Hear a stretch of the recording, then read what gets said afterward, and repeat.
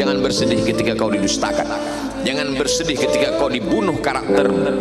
Jangan berduka cita ketika tidak ada manusia yang menerimamu, karena sesungguhnya itu hanyalah cara Allah menguatkan hatimu, karena Dia ingin mengangkat derajatmu, menempatkan di tempat yang terpuji, memperlihatkanmu sesuatu yang tidak pernah Dia perlihatkan kepada manusia yang lain.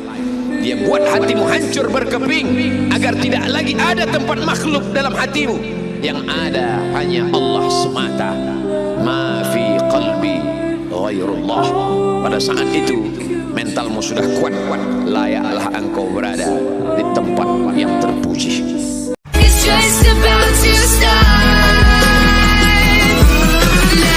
Dia nggak bayar apapun, nggak sumbangin apapun, nggak donasi apapun, cuma network doang.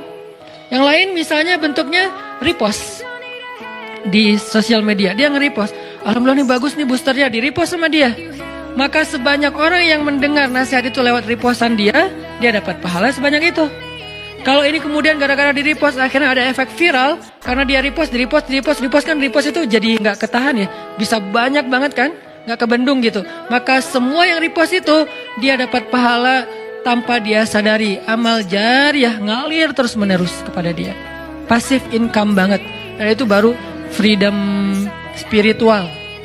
Kenapa freedom spiritual? Dia nggak beramal, tapi pahalanya ngalir kan gitu kan ya? Kalau Anda sedang punya persoalan yang anggap Anda kecewa, jangan larut dalam kekecewaan. Perangi perasaan yang tidak baik. Boleh jadi yang Anda anggap tidak suka, ada kebaikan di dalamnya. Yang Anda kejar-kejar, justru ada hal yang tidak baik di dalamnya. Kenapa? Karena Allah tahu masa depan Anda tidak bisa baca masa depan. Ini yang baik di masa depan Anda. Ketika Anda ikuti, itu yang terbaik.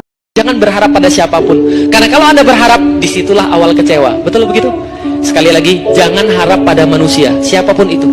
Jangan harap pada saya, jangan harap pada asatidz, jangan harap pada pemimpin, siapapun itu. Karena yang harus Anda harapkan hanya, karena begitu Anda harapkan manusia, Anda pasti akan nanti sedih, Anda pasti akan kecewa. Orang kalau mau jadi lebih baik dalam kehidupan, perbaiki sholatnya. Semakin Anda memperbaiki sholat, maka Allah akan memperbaiki kehidupan Anda. Semakin antum menjaga sholat, maka Allah akan menjaga kehidupan Anda. Surat Toha ayat 132. Apalagi dalam urusan rezeki itu. Kata Allah, wa'mur ahlaka bis sholat, dan perintahkanlah kepada mereka untuk sholat. Fastabir alaiha, dan bersabar-sabarlah dalam sholat itu. Kalau sholatnya sudah benar, sholatnya sudah baik, la nas'aluka rizqan. Jangan pernah bertanya tentang rezeki. Kenapa? Nahnu narzukuka, kami yang akan menanggung rezekinya. Yang menyebabkan kita stres, yang menyebabkan kita putus asa adalah karena kita menggantungkan segalanya kepada makhluk, kepada kekuatan, kepada ilmu, kepada aset, kepada tabungan, kepada teman, apapun itu makhluk Allah Ta'ala. Kita merupakan Allah Subhanahu Wa Ta'ala pemilik makhluk tersebut. Sedangkan Allah telah mengajarkan kalau kita pengen lepas dari semua kesusahan, maka sejak awal mintalah tolong kepada Allah, bergantunglah kepada Allah, jangan lepas dari Allah Subhanahu Wa Ta'ala. Tidak ada yang tidak mungkin, tidak ada yang mustahil, semuanya bisa dengan izin dan pertolongan Allah Subhanahu Wa Ta'ala. Kalau kamu sedang capek, kamu sedang ada musibah, kamu sedang lelah, sabar. Nanti kalau sudah pulang, semuanya akan hilang. Memang dunia itu tempat capek, karena memang tempat beramal. Sholat di dunia, kerja di dunia, puasa di dunia, baca Quran di dunia. Kenapa kita kerjakan? Supaya cari bekal untuk pulang ke akhirat. Nanti kata Allah kalau sudah pulang semuanya akan hilang. Jadi tenang aja teman-teman. Capek cuma sebentar. Capek cuma sebentar. Allah, gak apa-apa. Namanya juga dunia. Dunia itu memang tempat capek.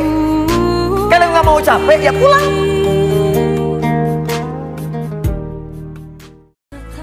Rugilah orang-orang di dunia dan di akhirat apabila dia tidak membaca Al-Quran. Bahkan dikatakan dalam hadis riwayat Tirmidzi, Rasulullah SAW bersabda, barang siapa yang tidak memiliki hafalan Al-Quran di dalam hatinya, di dalam dirinya, maka ia bagai rumah kumuh yang mau runtuh. Kenapa masih tidak juga membaca Al-Quran? Kalau tidak bisa 1 juz 1 hari, kenapa tidak membaca 1 surat 1 hari? Atau minimal 1 ayat 1 hari? Bahkan kalau kita juga tidak bisa membaca 1 ayat 1 hari, cukup pandangi Al-Quran dan kemudian berkata pada Allah, ya Allah, kenapa hati ini keras sekali dan sombong sekali sehingga aku seakan-akan tidak membutuhkan Al-Quran? Kemana saja engkau selama ini sibuk dengan keduniaan? sibuk dengan hal-hal yang sebenarnya itu adalah pemberian dari Allah, tapi dirimu sendiri lupa untuk memberikan makanan bagi ruhiyahmu dengan cara apa? Al-Quran. Jumat yang benar itu, kata Allah, bukan Jumat yang sekedar datang untuk formalitas, datang untuk sekedar duduk mendengarkan khutbah, kadang-kadang mengantuk, bahkan ada yang tertidur lantas pulang begitu saja. Bukan itu yang diinginkan, kata Al-Quran.